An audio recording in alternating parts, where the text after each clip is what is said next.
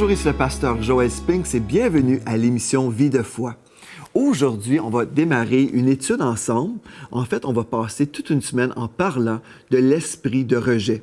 Et puis, j'ai cru que ce serait bien pour nous de passer du temps ensemble.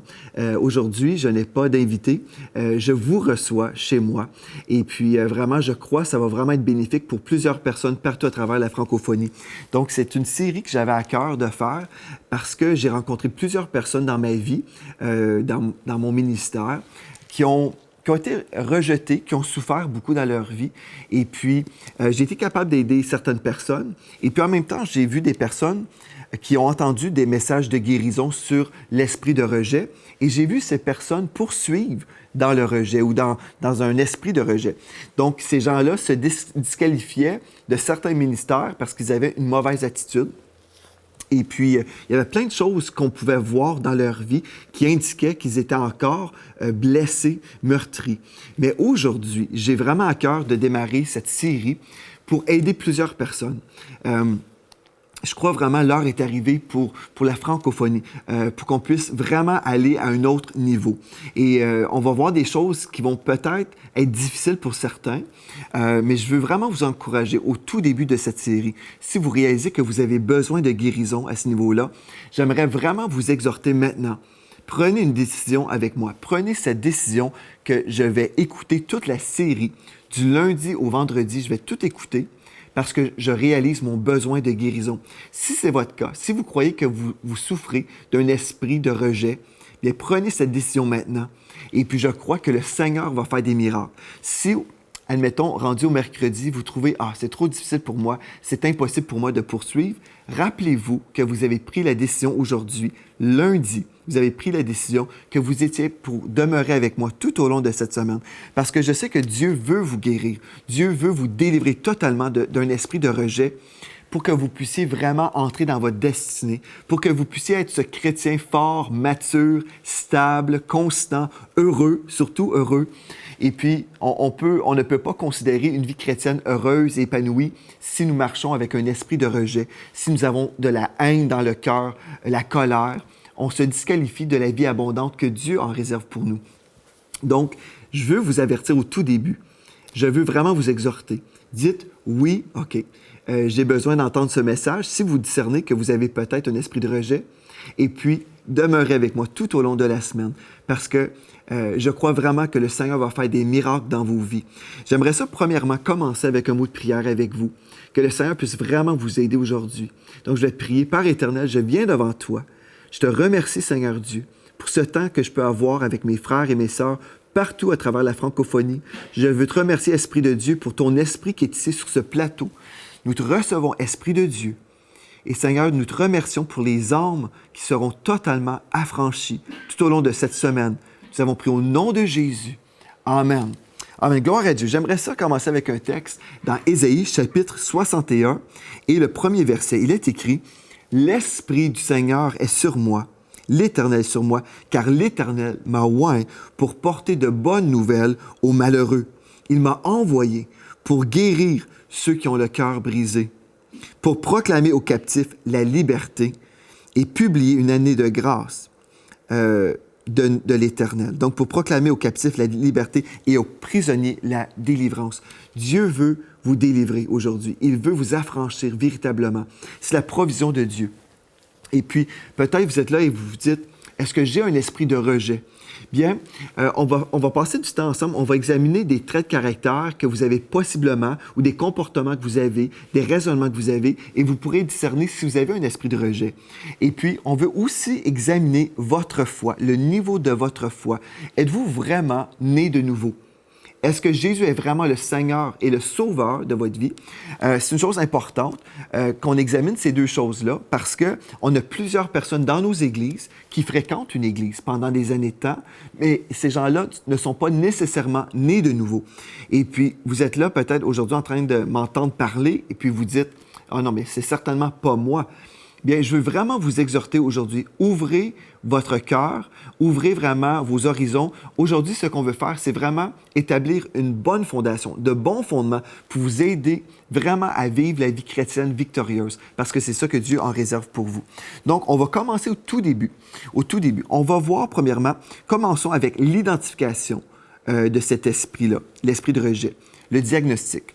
Bon, je vous pose une question. Et en passant, aujourd'hui, je n'ai pas d'invité, un orateur invité, non. La personne qui est invitée, c'est vous aujourd'hui. Considérez que vous êtes dans mon bureau et je fais du 1-à-1 avec vous, que je passe du temps avec vous pour vous aider à régler des choses dans vos vies. Et bon, à l'occasion, je vais peut-être enseigner toute seule, mais pour cette série, je croyais vraiment que je devais vous aider personnellement. Donc, considérez que c'est un temps où on est ensemble. Vous et moi, on est ensemble et puis je passe du temps avec vous. Vous êtes dans mon bureau ou dans mon salon, peu importe, mais on passe du temps ensemble et puis je vais vous poser des questions et certainement, je n'entendrai pas vos réponses, mais Dieu entend vos réponses et Dieu vous connaît et vous connaissez également votre cœur. Donc, vous pouvez être honnête envers vous-même. La première question que je vais vous poser, êtes-vous susceptible, interprétant toujours le pire scénario possible? Donc, êtes-vous susceptible? Êtes-vous une personne très fragile? Si on vous dit quelque chose, êtes-vous une personne assez prompt peut-être ou on peut vous blesser facilement? On dit une parole et puis ça vient vous chercher personnellement. Bien, ça se peut que vous souffrez d'un esprit de rejet si vous êtes susceptible. Êtes-vous très sensible? Étant incapable de recevoir des compliments.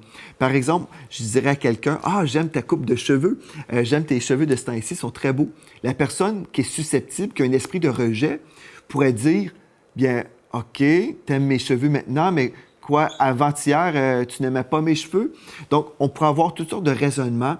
Je pourrais dire, « Ah, wow, votre maison est super belle maintenant. » Mais parce que j'ai dit « maintenant », vous pouvez interpréter, « Ah, quoi, autrefois, notre maison était laide? » Donc, déjà là, on interprète mal le cœur de la personne qui parle. Donc, au lieu de recevoir un compliment, au lieu de recevoir la bénédiction, on reçoit plutôt une critique. Et puis finalement, au lieu d'être béni, on est malheureux.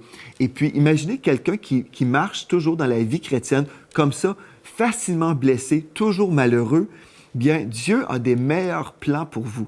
Dieu a une plus belle destinée que de vivre dans les blessures. Le Seigneur veut vous guérir. Je peux vous dire, le Seigneur veut vous guérir, mais une chose très importante.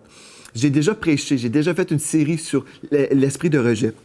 Et puis, je sais qu'il y a des gens qui ont entendu ce message et pourtant, ils n'ont pas guéri. Et je me dis, est-ce que c'est parce qu'ils n'ont pas reçu la parole de Dieu? Non, la parole de Dieu était très, très claire. J'ai prêché la parole de Dieu, les versets étaient là. Mais ces gens-là ont demeuré dans leurs blessures. Pourquoi? Est-ce que c'est parce que Dieu ne voulait pas les guérir? Non, Dieu veut guérir. Mais je crois qu'il y a des gens qui ne veulent pas guérir. Il y a des gens qui veulent demeurer dans leurs blessures. Il y a des gens qui ne veulent pas laisser l'Esprit de Dieu faire ce miracle en eux. Il y a des gens qui aiment être une victime. Il y a des gens qui aiment ça, marcher comme ça, parce qu'ils pensent qu'ils vont recevoir de l'attention d'une certaine façon, ou peut-être ils se disent, bien, si je garde cette blessure-là, bien, je vais me protéger. Et puis, je ferme les murs de mon cœur pour empêcher des gens de me faire du mal. Mais en établissant des murs comme ça, finalement, oui, on peut se protéger de certaines personnes, mais on empêche également la réception de l'amour. Et puis, on devient malheureux. Et Dieu ne veut pas que vous soyez malheureux. Dieu veut que vous soyez dans la joie. Dieu veut que vous soyez vraiment bénis. Donc, je vous pose la question. Êtes-vous incapable de recevoir des compliments? Êtes-vous facilement blessé? Si vous êtes facilement blessé, vous pouvez également être blessant. Les gens blessés, souvent, sont blessants. Et puis, ils ne se voient pas nécessairement comme ça, mais c'est une réalité. Donc, aussi, peut-être, vous avez une déformation dans votre subconscient. Par exemple, vous êtes toujours en train d'imaginer que les gens sont contre vous. Donc, si vous croyez que les gens sont contre vous, admettons, vous arrivez dans une salle, je ne sais pas, c'est une célébration, les gens sont là, et puis tout le monde sont heureux, mais vous arrivez là, et puis vous vous imaginez immédiatement bien, personne ne m'aime ici. Je suis détesté de tous. Et puis, j'aime mieux être seul dans mon coin parce que certainement les gens ne m'aimeront pas. Si vous pensez comme ça, vous avez un esprit de rejet. Vous vous rejetez vous-même et finalement, lorsque vous êtes vêtu, si on veut, d'un esprit de rejet, ce qui se produit, on attire le rejet aussi. Si je crois, par exemple, que je suis rejeté, que les gens ne m'aimeront pas, bien, je vais réagir aussi, je vais agir comme ça. Je vais arriver dans un party, dans une célébration, une fête, et puis si je crois que je suis rejeté, que personne ne m'aime, je vais m'auto-supprimer. Au lieu d'être avec les gens dans la fête, je vais être dans mon coin. Et puis finalement, les gens peuvent me percevoir de toutes sortes de façons. Peut-être les gens vont penser que je suis antisocial ou arrogant. On peut être mal interprété. Donc, vous voulez guérir d'un esprit de rejet. Donc, cherchez-vous la solitude. Il y a des gens qui recherchent la solitude parce qu'ils sont simplement une personnalité tranquille. Ça peut être comme ça. Vous n'êtes pas trop extraverti, c'est correct. Mais il y a des gens aussi qui veulent être seuls parce qu'ils sont antisociaux. Pourquoi? Pourquoi? Bien, comme je viens d'expliquer, des fois, on a été blessé dans le passé et on se dit, si je suis seul, je vais pouvoir me protéger. Mais Dieu veut vous libérer aujourd'hui. Dans le psaume 133, verset 1, il est écrit « Voici, ô qu'il est agréable, qu'il est doux, pour des frères de demeurer ensemble. » Donc, c'est doux, c'est agréable, c'est la volonté de Dieu. Il y a des gens qui demeurent à la maison, par exemple. J'ai connu des personnes qui aimaient le Seigneur, mais ils avaient décidé qu'ils étaient simplement pour écouter des prédicateurs à la télévision parce que ces gens-là avaient été blessés dans les églises et puis ils disaient « Je préfère ne jamais côtoyer de chrétiens. J'aime mieux être tout seul. » Mais Dieu nous dit « Voici, ô qu'il est agréable. » Dieu a des bonnes choses en réserve pour vous. Mais le diable va vous faire croire que vous êtes mieux chez vous seul. Mais Dieu dit non, c'est agréable lorsque nous sommes ensemble. Mais si vous dites, bien, ce n'est pas mon expérience de vie, pour moi, je trouve ça douloureux, bien, c'est parce qu'il y a une blessure qui est là, que Dieu a besoin de guérir. Donc, c'est à vous de décider. Est-ce que je vais laisser le Seigneur Jésus me guérir pendant cette semaine? Est-ce que je vais vraiment ouvrir mon cœur pour recevoir cette guérison? Et je ressens dans mon esprit que des gens à la maison, en ce moment, pendant que je vous parle, vous recevez cette parole. Vous savez que Dieu a besoin d'intervenir, mais peut-être il y a une lutte en dedans. Peut-être vous êtes là et puis vous pensez, bien, OK, je vais commencer une journée. Mais non, l'entente, je passe une semaine avec vous. L'entente, c'est de passer toute la semaine pour que l'Esprit de Dieu puisse vraiment accomplir ce miracle en vous. Donc, Amen. Donc, vous allez peut-être dire, OK, mais pourquoi guérir? Déjà, j'ai mentionné que c'est agréable, mais il y a d'autres raisons aussi. C'est que votre blessure en ce moment que vous avez a un impact négatif sur vous, dans votre vie, sur votre entourage, et sur votre destinée, votre entourage. Si vous avez des enfants, par exemple, mais si vous avez un esprit de rejet, vous pouvez également communiquer ce genre d'attitude ou cet esprit à vos enfants. Par exemple, vous arrivez à une fête, mais parce que vous supprimez, vous vous rejetez vous-même, mais finalement, vous pensez à vos enfants, bien, personne ne veut de nous. Et puis là, vos enfants arrivent, mais vous dites à vos enfants, écoute, on se tient au loin. Et puis finalement, vos enfants s'imaginent aussi qu'ils sont rejetés, que personne ne les aime. Et puis on peut avoir cette influence-là, une influence négative dans la vie de nos enfants. Aussi, si vous êtes marié, si vous avez un époux, une épouse, si vous êtes comme ça, bien c'est difficile également pour le conjoint d'être vraiment épanoui s'il y a une personne dans le couple qui est comme ça, qui souffre d'un esprit de rejet comme ça. Donc, ça peut certainement influencer négativement votre entourage et aussi ça peut vous brimer, ça peut vous limiter dans votre destinée. Donc, au lieu d'entrer dans votre destinée, au lieu de servir, au lieu de faire les choses que vous pourriez faire si vous étiez vraiment libre, bien, vous pouvez vous supprimer encore une fois. Et quand on se supprime, on n'est pas actif dans l'œuvre de Dieu, on n'est pas là où Dieu nous appelle, mais on est à côté, finalement. On est à côté de la bonne piste et finalement, on ne se rend jamais là où Dieu avait prévu. Donc, on peut guérir, mais je continue. Pourquoi vouloir guérir? Donc, cette blessure-là aura un impact négatif dans votre vie. Et une autre raison, c'est parce que votre guérison aura un impact positif et révolutionnaire sur votre vie. Le moment que vous recevez la guérison, bien, tout va changer. Tout va changer. Vous allez vous sentir libre. Vous allez expérimenter la joie du Seigneur dans votre vie. Vous allez voir comment le Seigneur va vraiment vous entourer de personnes qui vous aiment, qui veulent votre bien. Vous allez commencer à voir la vie d'une autre façon. Au lieu de voir toujours toutes les choses en noir et toujours tout mal interprété et toujours être blessé, vous allez commencer à voir les choses d'une bonne façon. Vous allez voir que le Seigneur est pour vous, que la présence de Dieu est là avec vous, que Dieu ouvre le chemin. Au lieu d'être détesté des gens, vous allez comprendre que vous êtes aimé. Au lieu d'être facilement blessé et peut-être avoir des paroles dures pour certaines personnes, vous allez commencer à bénir et vous allez commencer à récolter les semences de vos bénédictions. Il y a tellement de belles choses qui peuvent se produire dans vos vies lorsque vous laissez l'Esprit de Dieu vous guérir. Gloire à Dieu. Amen. Et puis, certainement, vous allez sortir de votre prison d'isolation. Dans Jean 8, 32, il est écrit, « Vous connaîtrez la vérité et la vérité vous affranchira, ou la vérité vous rendra libre. » Donc, aujourd'hui, vous pouvez entendre cette parole, mais c'est une autre chose, la connaître spirituellement. Des fois, j'ai prêché, comme je vous ai dit, j'ai prêché ce message, les gens ont entendu, les gens ont connu d'une certaine façon, ils ont pu comprendre, cerner que je parlais d'un sujet, mais ils n'ont pas connu ce message intimement dans leur cœur parce qu'ils ont soit juste été des personnes qui ne portaient pas beaucoup d'attention, des auditeurs oublieux, par exemple. On a entendu, mais finalement, on ne porte pas attention, on s'imagine que c'est pour quelqu'un d'autre. Mais il y a d'autres personnes qui l'ont entendu et puis qui ont dit « Non, finalement, je ne laisserai pas l'Esprit de Dieu faire son travail. » Ou peut-être qu'il y avait une réaction, la rébellion qui était là. Et puis même, lorsqu'on prêche un message comme ça, vous savez, le diable aime garder les gens dans la prison. Le diable aime ça, que les gens soient neutralisés, qu'ils ne soient pas vraiment engagés dans l'œuvre de Dieu, qu'ils ne soient pas engagés dans la vie, heureux et joyeux. Le diable aime ça, détruire des vies. Donc, imaginez, lorsque je suis en train de vous partager ces paroles-là, le diable est contre vous. Il ne veut pas que vous soyez ouverts. Il ne veut pas que vous receviez cette guérison. Donc, soyez conscients, il y a une guerre spirituelle contre vous, pas contre moi en ce moment. Là, je suis en train de vous parler, mais il y a un esprit méchant, il y a des esprits qui veulent vous empêcher d'être vraiment libre. Mais Dieu veut que vous soyez libre. Aujourd'hui, il veut ça pour vous. Jésus a tout payé à la croix pour que vous soyez vraiment affranchis. Donc, ce texte, dans Jean 8, 32, vous connaîtrez la vérité. Ici, on parle d'une connaissance spirituelle. Je connais la vérité. Je sais que je suis libre. Je sais que Jésus a payé à la croix pour m'affranchir. Bien, vous connaîtrez la vérité et la vérité vous affranchira. Et je veux vraiment vous encourager aujourd'hui. Vous devez recevoir cette parole afin d'être vraiment affranchi et libre. Et certainement, votre guérison est la volonté de Dieu. C'est une autre raison.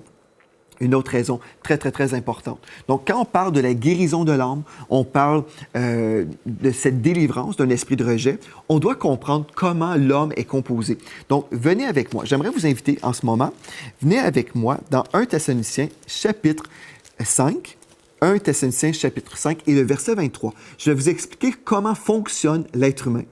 Donc, dans ce texte, nous lisons « Que le Dieu de paix vous sanctifie lui-même tout entier. » Remarquez le texte, tout entier, et que tout votre être, l'esprit, l'âme et le corps, donc l'esprit, l'âme et le corps, soient conservés irréprochables lors de l'avènement de notre Seigneur Jésus-Christ.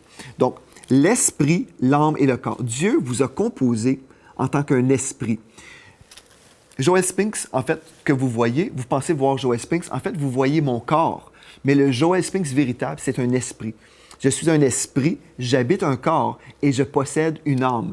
L'âme, c'est ma pensée, ma volonté et mes émotions. Donc, c'est une chose très importante.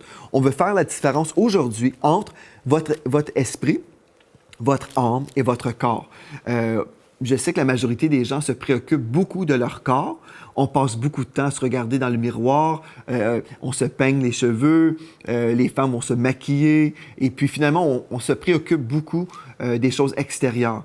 Mais votre vraie personne, c'est l'esprit. Vous êtes un esprit, vous habitez un corps et vous possédez une âme. Lorsqu'on devient un enfant de Dieu, notre esprit, qui était vraiment mort, il devient vivant. Nous avons été recréés, nous avons un esprit vraiment habité par le Saint-Esprit. Nous sommes passés de la mort à la vie. Donc, nous sommes vivants aujourd'hui. Mais c'est une bonne chose. Bon, gloire à Dieu, notre esprit est recréé, parfait. Votre esprit, lorsque vous avez donné votre vie au Seigneur Jésus, votre esprit est devenu parfait. Ceci dit, votre âme n'est pas encore parfaite. Donc, quand on parle de l'âme, on parle de la pensée, la volonté et les émotions. Donc, vous pensez peut-être encore comme vous étiez autrefois avant de connaître le Seigneur Jésus. C'est pour ça que la parole nous dit, nous devons être transformés par le renouvellement de l'intelligence afin de discerner quelle est la volonté de Dieu, ce qui est bon, agréable et parfait. Donc, notre âme a besoin de vivre un processus de transformation. Et là, on fait fausse route. En fait, c'est dans 2 Corinthiens, chapitre 5 et le verset 17. On a souvent pris ce texte-là pour dire, bien, je n'ai pas besoin de rien changer, je suis chrétien, un enfant de Dieu. On prend ce texte, 2 Corinthiens 5, 17. Si quelqu'un est en Christ, il est une nouvelle création. Les choses anciennes sont passées, voici, toutes choses sont devenues nouvelles. Donc, on dit, bien, je suis maintenant un enfant de Dieu, tout est beau, tout est parfait. Et c'est vrai au niveau de votre esprit. Donc, votre esprit a été recréé, vous êtes parfait parce que vous avez été parfaitement pardonné de tous vos péchés. Mais ce texte-là, si quelqu'un est en Christ, il est une nouvelle création. On parle ici de l'esprit, on ne parle pas de votre âme. Votre âme, votre pensée, votre volonté et vos émotions ont besoin de changer. Il y a des choses qui ont besoin d'évoluer dans votre vie. Aujourd'hui, je connais certaines choses sur la parole de Dieu. Ma pensée a été renouvelée. Et si vous êtes un nouveau chrétien, admettons, ça fait 1 semaine que vous avez donné votre vie au Seigneur, vous êtes un enfant de Dieu autant que je suis un enfant de Dieu. Vous êtes aussi pur que je suis pur dans l'esprit parce que c'est le sang de Christ qui nous a purifiés tous les deux. Ceci dit, ça serait normal que je sois un peu plus avancé que vous l'êtes en ce moment parce que avancé au niveau de mon âme, dans mes pensées. C'est normal que je pense plus comme Dieu, que vous pensez comme Dieu. Pourquoi? Parce que ça fait des années de temps que je me sature de la parole de Dieu, que je me remplis de la parole de Dieu. Donc, c'est normal. Ma façon de penser, c'est pas comme une personne dans le monde. Quelqu'un qui est dans le monde va penser d'une certaine façon. Et dès que vous donnez votre vie au Seigneur Jésus, vous pensez encore comme le monde. C'est pour ça, lorsque vous allez à l'Église, vous entendez des messages prêchés, là, vos pensées peuvent changer. Vous pouvez dire, ah, OK, je pensais comme ça avant. Mais là, je vois que Dieu pense différemment. Donc, OK, là, je commence à me laisser transformer. Par exemple, admettons, autrefois, vous croyez que l'avortement, c'était correct. Mais là, vous entendez votre pasteur prêcher contre l'avortement, par exemple. Et puis, il dit, comme Jérémie disait, bien, dans le sein de ma mère, tu me connaissais, tu m'as façonné en secret. Et là, vous entendez un message comme ça. Vous réalisez, OK, Dieu m'a créé dans le sein maternel et puis Dieu a une destinée pour chacun d'entre nous. La vie a commencé dans le sein maternel et vous réalisez que c'est un péché de tuer un bébé. Bon, mais autrefois, vous étiez perdu sans le Seigneur et puis vous croyez, bien, c'est correct, il n'y a pas de problème. Mais là, vous êtes devenu un enfant de Dieu. Donc, vos pensées, tout d'un coup, se mettent à changer. C'est normal. Ça, c'est un processus qu'on parle ici, le changement dans votre âme. Donc, votre pensée peut changer, votre volonté aussi peut changer. Donc, autrefois, peut-être, vous auriez dit à quelqu'un, bien, moi, je pense que tu devrais faire telle ou telle chose. Peut-être tu devrais voler le gouvernement au niveau des impôts. Je trouve qu'on se fait souvent enlever des impôts inutilement et puis je juge qu'on va faire telle ou telle chose. Bon, c'était votre volonté avant Christ. Mais là, vous êtes devenu un enfant de Dieu. L'Esprit de Dieu vous enseigne. L'Esprit de Dieu vous parle. Et là, dans votre esprit, vous pouvez réaliser, c'est vrai, ça c'est mal. Ma volonté vient de changer. Je veux plaire à Dieu maintenant. Donc, vous allez changer au niveau de votre âme, à ce niveau-là. Donc, votre pensée, votre volonté et vos émotions. Les émotions. Vous avez été blessé. Vous avez été rejeté dans votre passé. Vous avez des blessures qui sont là. Et puis, quelqu'un vous blesse à nouveau, une fois que vous êtes devenu un enfant de Dieu. Si vous n'avez pas reçu les soins du Saint-Esprit, vous pouvez être facilement blessé et blessant aussi. Donc, c'est important. Vous êtes là, admettons, vous savez, quand on se fait mal, on se coupe. Admettons, on se coupe. Et puis, je ne sais pas, après 1 mois, bien là, la blessure est guérie. Gloire à Dieu, c'est super. On met un peu de sel sur la main et puis on n'a pas de problème parce que nous sommes guéris. Mais quelqu'un qui vient tout juste de se couper la peau, et puis quelqu'un arrive avec du sel, on va ressentir la douleur. Pourquoi? Parce que c'est frais. Et puis, c'est comme ça dans le monde de l'âme.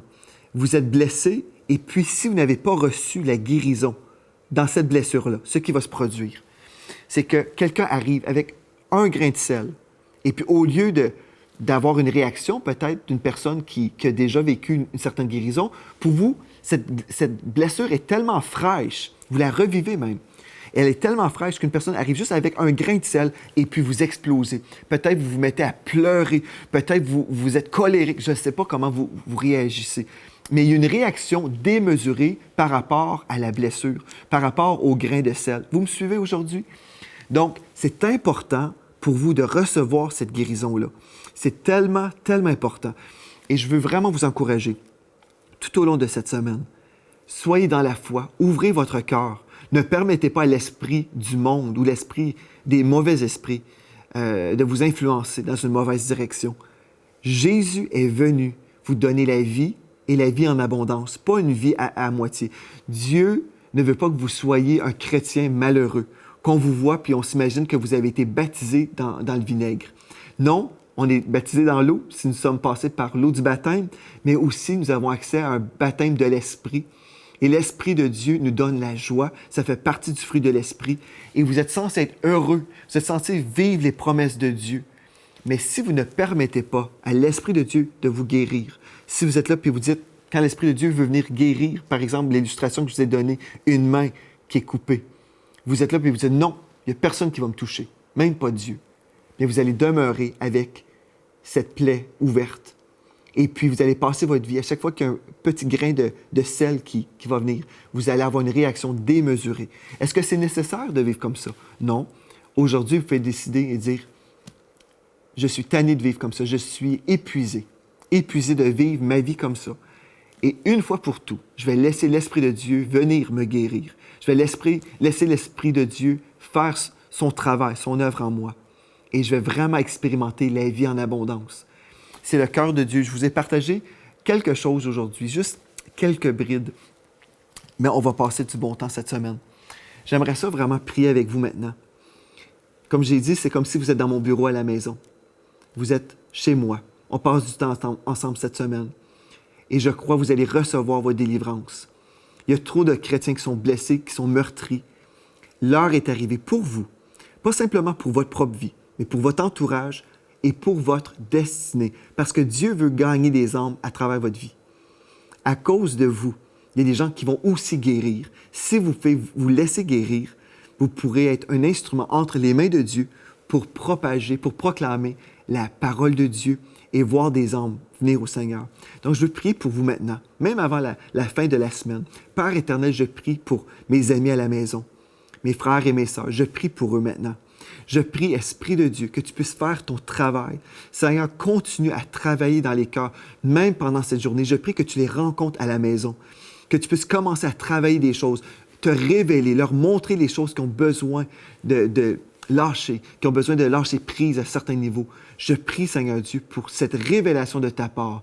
Révèle ton amour, Seigneur Dieu. Ils ne sont pas rejetés.